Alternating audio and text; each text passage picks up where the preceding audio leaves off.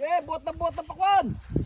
Ito po yung mga kaibigan natin. Nandito po tayo mga kabukid sa may sa may bayaw natin, si Raymond. Nagpapitas po siya. Ito po yung pamamaraan nila sa paghakot ng pakwan nila. Ayan po, meron po silang tamiya. Yan po sinasakay lahat ng lahat nung napipitas nila kasi napakalayo pa po nung dadalhin nila doon pa sa may puno. So ang kagandahan lang, napapasok yung sasakyan nila kaya hindi hirap. Pero yung iba, ang ginagawa po nila dito, kung merong kalabaw, kariton, pinapahila po nila doon. So yung may-ari po, yung namiminansya dito sa pakwan nila, meron silang tamiya, kaya kagandahan na hindi na sila mag-uupa ng sasakyan. Ang babayaran na lang, di ba, yung yung hakot. Magkano yung hakot niya, sir? Ano hakot 20? Piso 1 kilo. Piso 1 kilo po ang hakot nila. Hindi naman ganong hirap kamukha nung sa akin to kasi ang layo ng lakarin nila, pero dito sasakay lang pala nila tapos ibababa lang doon sa dulo. Ibababa lang po doon, doon sa dulo doon. Dami po nilang nakasako na pitas na bunga. Luwang pala nito, 9 na pack. Sa mga 3 hektarya siguro to, hindi ako nagkakamali. Pero yung tanim po nila, kada isang lungaw, dalawa po, dalawang puno. Meron po silang tiga sako. Ayan po yung tiga sako nila. Tapos meron pong tiga buhat. Tapos lalagay nga po nila doon sa may sasakyan. Tapos dadalhin doon sa dulo, ibababa. Ayan lang po yung kagandahan. Hindi po ganong hirap to kasi malapit lang po yung sasakyan nila. Hindi kamukha nung kung papasanin mo dito, simula dito hanggang doon sa dulo. Pakihirap po na.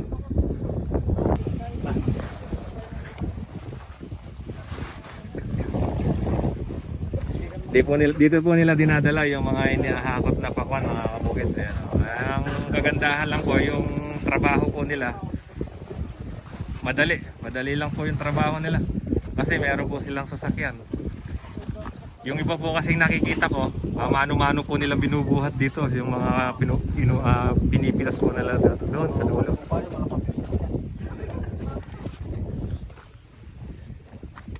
Tapos na. Sa tingin mo, kuya, mga ilang tinulada na yan? Ito. Sa 1.5 na siguro yan. Papuntang 2, ganun. Sa mga 1.5 tinulada?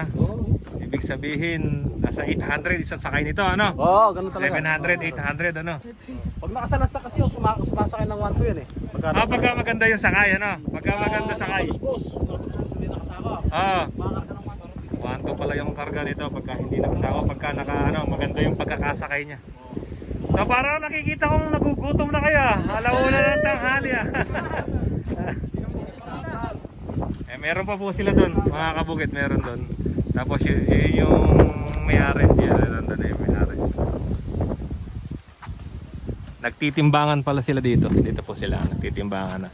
Para hindi nga naman matambak yung yung pakwan.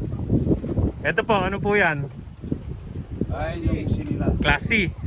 May mga Class C po kasi. Class A, Class B, Class C. Tapos yung bayaw natin si Raymond.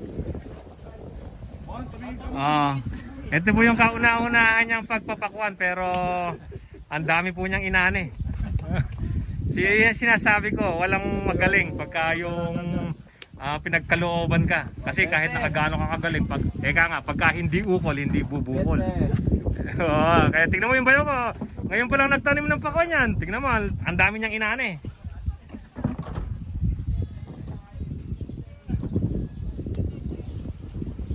Siyempre, yung kapatid ko, tigalista lang pala to Nakakailang tinulada ka na? Ba't ba nahihiya sa camera? Ito po yung kapatid ko, tigalista na. Tigalista lang po. Nakakailang ka na? Nakakailang tinulada? Baka hiwa-hiwalay po kasi yan may Class A, Class B, Class C. Kaya hindi pa sa estimate. Dami na. Dami na yan. Pagkita nyo yung kapatid ni Wamos, kapatid ni Wamos. Magka, pagkita nyo yung mukha na yan, Wamos. Hindi, yan. Taga Pandibulacan ba siya?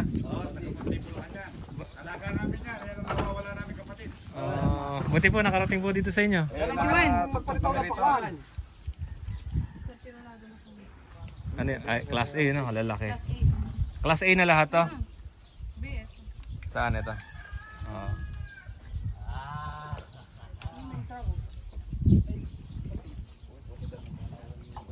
Pungalay. Naitsa lang po nila. Ano nyo? 1.2 hanggang metong. Pupunuin po nila yan. Mga ilang tinulata kaya yung sakay nito? Ano? 1.2 mo hanggang metong. Boss, mga ilang tinulata to sakay ng truck mo? Apat na tinulata. 4,000 po ang masasakay pala dito sa ano na sakyan.